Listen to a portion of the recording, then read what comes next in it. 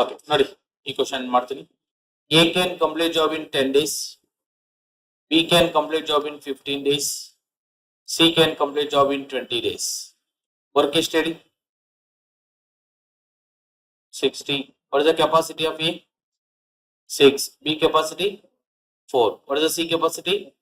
3. Let's assume this is a work. Method 1 ನೋಡಿ. This is a work. ಇಲ್ಲಿಂದ ಇಲ್ಲಿಗೆ 60 work ಇದೆ. ಫಸ್ಟ್ ಡೇ ಯಾರು ವರ್ಕ್ ಮಾಡ್ತಾರೆ?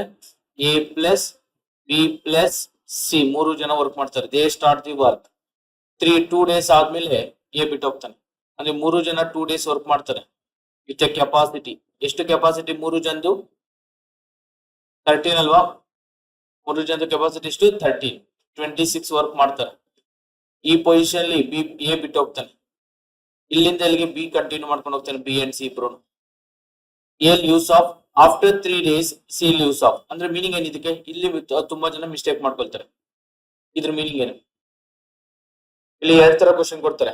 ಒಂದು question, they start the work together but after 2 days A use of, after 3 days C use of. ಇದೊಂದು ಕೊಡ್ತಾರೆ. Next word, after 2 days A use of, next after 3 days C use of ಅಂತ ಕೊಡ್ತಾರೆ ಕೆಲವೊಂದ್ಸರಿ question. So next after ಕೊಟ್ಟಾಗ A ಬಿಟ್ಟು ಹೋದ್ಮೇಲೆ ಮತ್ತೆ 3 days ಆದ್ಮೇಲೆ ಬಿಟ್ಟು ಹೋದ ಸಿ ಅಂತ ಹೇಳೋದು.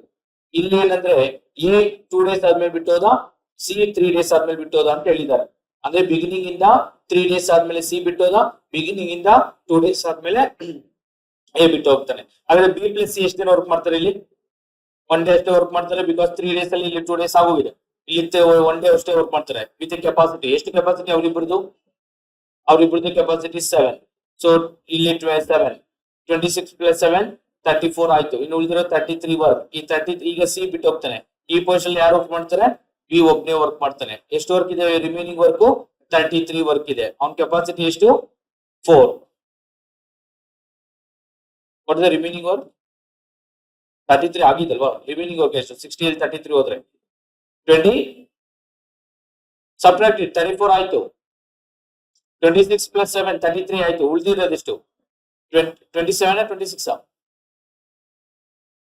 ಇವನ್ನ ಆಡ್ ಮಾಡಿಪ್ಪ. 26 ಪ್ಲಸ್ 33 ಎಷ್ಟು? 33 ಕರೆಕ್ಟ್. 60 ಅಲ್ಲಿ 33 ಹೋದ್ರೆ ಎಷ್ಟು? 27 ವರ್ಕ್ ಇದೆ. ಈ 27 ವರ್ಕ್ ಮಾಡಿದ್ಯಾರು? B. So 4 6 are 24. Remaining will be 3/4. B ಒಬ್ನೇ ಈ ವರ್ಕ್ ನ ಮಾಡ್ತಾನೆ. ಈಗ ಕ್ವಶನ್ ಕೇಳಿರೋದು ವರ್ಕ್ ಎಷ್ಟು ದಿನದಲ್ಲಿ ಆಯ್ತು ಅಂದ್ರೆ ಟೋಟಲ್ ವರ್ಕ್. ಇಲ್ಲಿ 2 days, ಇಲ್ಲಿ 1 day 3 day, ಇಲ್ಲಿ 6 3/4. ಟೋಟಲ್ ಎಷ್ಟಾಯ್ತು? 9 3/4 days. ಮೇಡಮ್ ಇಲ್ಲಿ ಒನ್ ಆನ್ಸರ್ 35. ಎಷ್ಟು ಬರಲ್ಲ? 35 days ಬರಲ್ಲ. ನೋಡೋಣ, ಲೆಟ್ಸ್ ಸಾಲ್ವ್ ಇಟ್. ಇಲ್ಲಿ A can complete job in how many days? 20 days.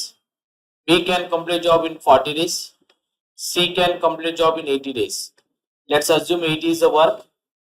Capacity 4, capacity 2, capacity 1. Every 3 days alva ಇಲ್ಲಿ every 3 days ಗೆ ವರ್ಕ್ ಎಷ್ಟು ಫಿನಿಶ್ ಆಗ್ತಿದೆ? 7. ಹಾಗಾದ್ರೆ 80 ವರ್ಕ್ ಆಗೋದಕ್ಕೆ ಎಷ್ಟು ಸೈಕಲ್ಸ್ ಬೇಕು ಅನ್ನೋದು ಕ್ವಶನ್ ಈಗ. So 80 divided by 7 into 3. 7 1s are 7, 7 11s are 7 11s are 77. 77 work ಆಯ್ತು. 33 days ಆಯ್ತು. ಈಗ ನೆಕ್ಸ್ಟ್ ಡೇ ಯಾರು ಬರ್ತಾರೆ? ಎ ಬರ್ತಾರಲ್ವಾ ನೆಕ್ಸ್ಟ್ ಡೇ? ಎ ಬಂದು ಇನ್ನು 3 ವರ್ಕ್ ಇದೆ ಅಷ್ಟೇ. ಬಟ್ ಅವನ್ ಕೆಪಾಸಿಟಿ 4 ಅಂದ್ರೆ 3/4 days ಬೇಕು. ಅಂದ್ರೆ ಇವರ ಆನ್ಸರ್ ವಿಲ್ ಬಿ 80 ವರ್ಕ್ ಆಗೋದಕ್ಕೆ ಎಷ್ಟು ದಿನ ಬೇಕು? 33 3/4 days ಸಾಕು. That will be your answer. ನೋಡಿ ಕ್ಲಿಯರ್ ಆಗಿ. ಇದಕ್ಕೆ ಓದ್ಬಿಟ್ಟು ಆನ್ಸರ್ ಹೇಳಿ. ಇದು ನೀವೇ ಮಾಡಬಹುದು, ಬಟ್ ನೋಡೋಣ ಎಷ್ಟು ಆನ್ಸರ್ ಹೇಳ್ತೇವೆ. 16% can complete job on 14 days. 16% 14 days ಅಲ್ಲಿ ಮಾಡಿದ್ರೆ 8 ಮೆಂಬರ್ಸ್ ಎಷ್ಟು ದಿನದಲ್ಲಿ ಮಾಡ್ತಾರೆ? How many days? Answer 28 is right. ಇದೆಲ್ಲ ಲಾಜಿಕ್ ಕ್ವಶನ್. ನೀವ್ ಹೇಳಿ ಈಗ 16 ಮೆಂಬರ್ ಒಂದು ಗ್ರೂಪ್ ಅಲ್ಲಿ ಇದ್ದಾರೆ, 8 ಮೆಂಬರ್ ಒಂದು ಗ್ರೂಪ್ ಅಲ್ಲಿ ಇದ್ದಾರೆ. ಇಬ್ರಿಗೂ ಒಂದೇ ವರ್ಕ್ ಕೊಡ್ತೀನಿ. 16 ಮೆಂಬರ್ 14 days ತಗೊಂಡ್ರೆ 8 ಮೆಂಬರ್ ಅವ್ರಿಗಿಂತ ಜಾಸ್ತಿ ತಗೊಳ್ತಾರ ಕಡಿಮೆ ತಗೊಳ್ತಾರ? ಜಾಸ್ತಿನೇ ತಗೊಳ್ತಾರಲ್ವಾ?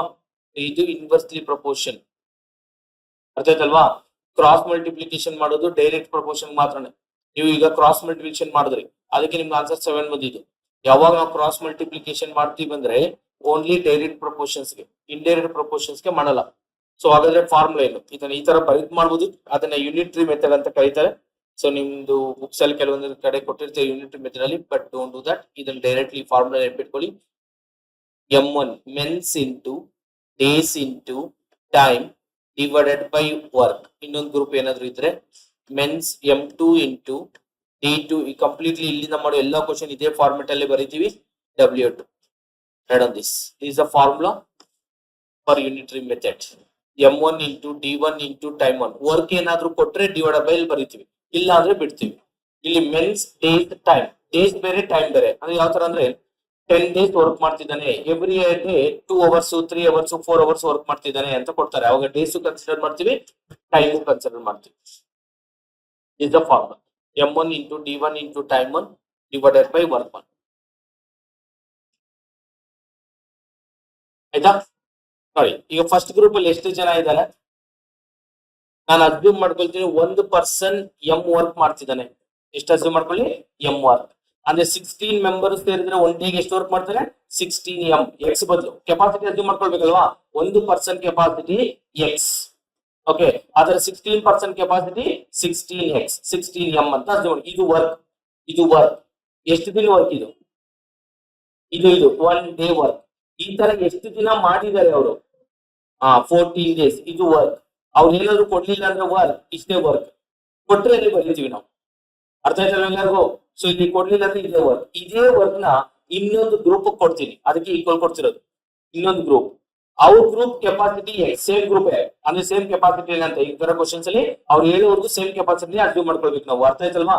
ಅವ್ರದ್ದು ಕೆಪಾಸಿಟಿ ಎಕ್ಸ್, ಬಟ್ ಎಂ. ಅಲ್ಲಿ ಎಷ್ಟು ಜನ ಇದ್ದಾರೆ? 8 ಮೆಂಬರ್ಸ್ ಇದ್ದಾರೆ. ಇವರೆಲ್ಲರೂ ಸೇರಿ ಎಷ್ಟು ದಿನದಲ್ಲಿ ಆ ವರ್ಕ್ ಮಾಡ್ತಾರೆ ಅದೇ ಫೈಂಡ್ ಔಟ್ ಮಾಡ್ಬೇಕು ನಾನಿಲ್ಲಿ. So 8 1s 8, mm cancel. 8 1s 8, 8 2s 16, then 2 14s 28. ಹಾಗಾದ್ರೆ ಈ ಗ್ರೂಪ್ ಅವರು D2 ವ್ಯಾಲ್ಯೂ ಫೈಂಡ್ ಔಟ್ ಮಾಡ್ಬೇಕು. ಅವರೆಲ್ಲರೂ ಸೇರಿ ಎಷ್ಟು ದಿನ ಮಾಡಿದ್ರು? 28 days ಅಲ್ಲಿ ವರ್ಕ್ ಮಾಡಿದ್ರು. ಅರ್ಥ ಆಯ್ತು ಎಲ್ಲರಿಗೂ?